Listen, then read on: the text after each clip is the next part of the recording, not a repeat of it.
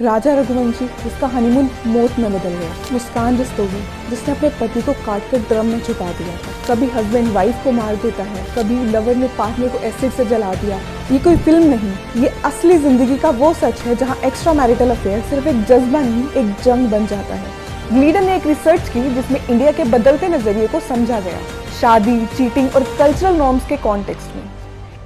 मुस्कान रस्तोगी जिसने अपने पति को काटकर ड्रम में छुपा दिया था, राजा रघुवंशी जिसका हनीमून मौत में बदल गया। दो अलग कहानियां, दो अलग अंजाम, लेकिन एक ही वजह, एक्स्ट्रा मैरिटल अफेयर। इन केसेस से तो हम सब वाकिफ थे ही, और अब एक नया नाम, एक नई कहानी, संजय कुमार। 16 जून 2025 एक 40 साल का ट्रैवल एजेंट अपने घर में था जब रात को दो आदमी उसके दरवाजे पर आए।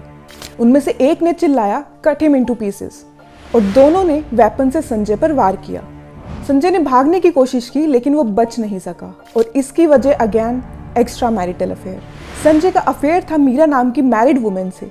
वो संजय की बचपन की दोस्त थी और अब संजय के साथ रहने लगी थी। ये बात मीरा के पति सुनील और उनके 19 साल के बेटे दिव्यांश को बिल्कुल पसंद नहीं आती, और दोनों का गुस्सा इस हद तक पहुंच जाता है कि उन्होंने मिलकर संजय कुमार को मारने का प्लान बनाया।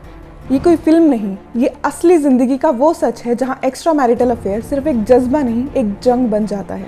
अफेयर यानी एक ऐसा रिश्ता जिसमें शादीशुदा इंसान अपने पार्टनर के अलावा किसी और के साथ रिलेशनशिप में होता है।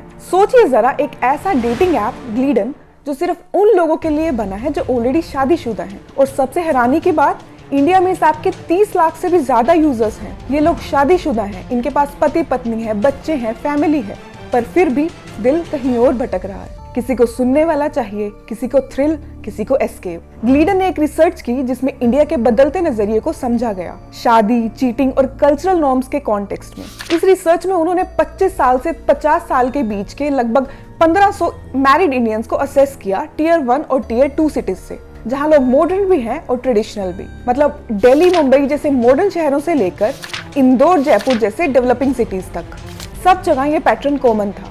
लोग इमोशनल और फिजिकल सेटिस्फैक्शन के लिए शादी के बाहर रिश्ते ढूंढ रहे हैं।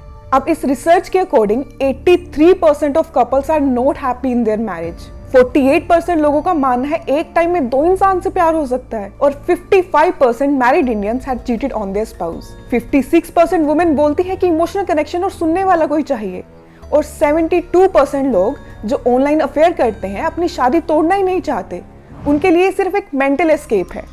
अब ये सब कॉर्पोरेट वर्ल्ड में ज्यादा कॉमन हो गया है, एक साइलेंट ट्रेंड बन चुका है। लोग 9 to 5 के बीच में इतना टाइम साथ बैठते हैं कि पर्सनल और प्रोफेशनल बाउंड्रीज धीरे धीरे ब्लर हो जाती हैं।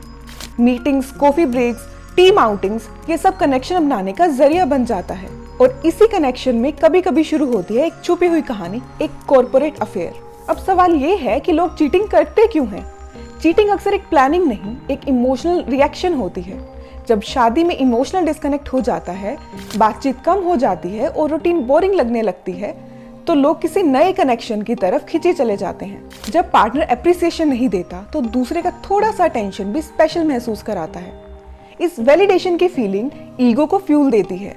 फिजिकल इंटीमेसी की कमी, इमोशनल डिस्टेंस और कम्युनिकेशन गैप, ये सब मिलके एक ऐसी इमोशनल वैक्यूम क्रिएट करते हैं जिसे लोग अफेयर से फिल करने लगते हैं। शादी के बाद जब रूटीन बोरिंग बन जाता है, जब एक पार्टनर इग्नोर फील करता है, तो वो किसी और में वो वार्मथ ढूंढने लगता है। ये एक ऐसी इमोशनल लूप होती है जहां लोग जानते हैं कि गलत कर रहे हैं पर रुक नहीं पाते।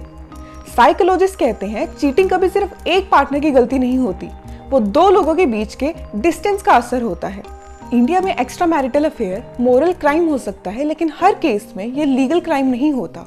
पहले सेक्शन 497 के अंडर अगर किसी मैरिड वुमेन के साथ अफेयर होता था तो सिर्फ उस आदमी को पनिशमेंट मिलती थी, वुमेन को नहीं। लेकिन इसे सुप्रीम कोर्ट ने जेंडर बाइस्ड कहा, और 2018 में सुप्रीम कोर्ट ने अडल्ट्री मतलब ये लॉ अनकॉन्स्टिट्यूशनल डिक्लेयर कर दिया। अब extra marital affair criminal offence नहीं बल्कि सिविल मैटर है। इसका मतलब किसी पर केस नहीं चलता, लेकिन डाइवोर्स का वैलिड ग्राउंड जरूर बन सकता है। अगर कोई स्पाउस चीटिंग प्रूव कर दे तो कोर्ट मेंटेनेंस, एलिमनी और चाइल्ड कस्टडी के फैसले में उस फैक्टर को कंसीडर करता है।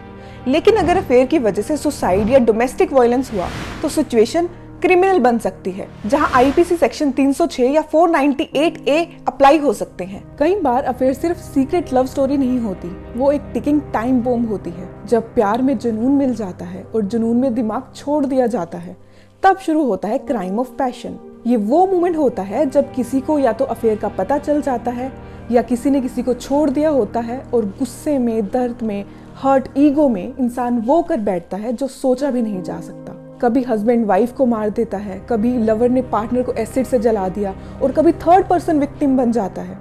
इंडिया में मुस्कान रस्तोगी या राजा रघुवंशी जैसे केस तो हो ही चुके हैं और ये तब तक सिर्फ पर्सनल चॉइस लगता है जब तक किसी की जान ना चली जाए।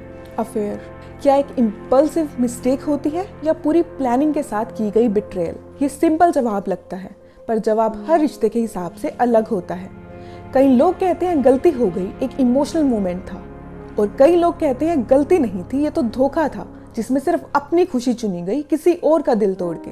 अफेयर का मतलब हर किसी के लिए अलग होता है। किसी के लिए इमोशनल स्लिप, किसी के लिए क्लियर कट बिट्रेयल, किसी के लिए माफ करने लायक और किसी के लिए कभी ना भूल पाने वाली चोट। इस डिबेट का कोई ब्लैक एंड व्हाइट जवाब नहीं है, क्योंकि इमोशंस ग्रे होते हैं और चीटिंग उसी ग्रे जोन में होती है जहां प्यार भी होता है और दर्द भी।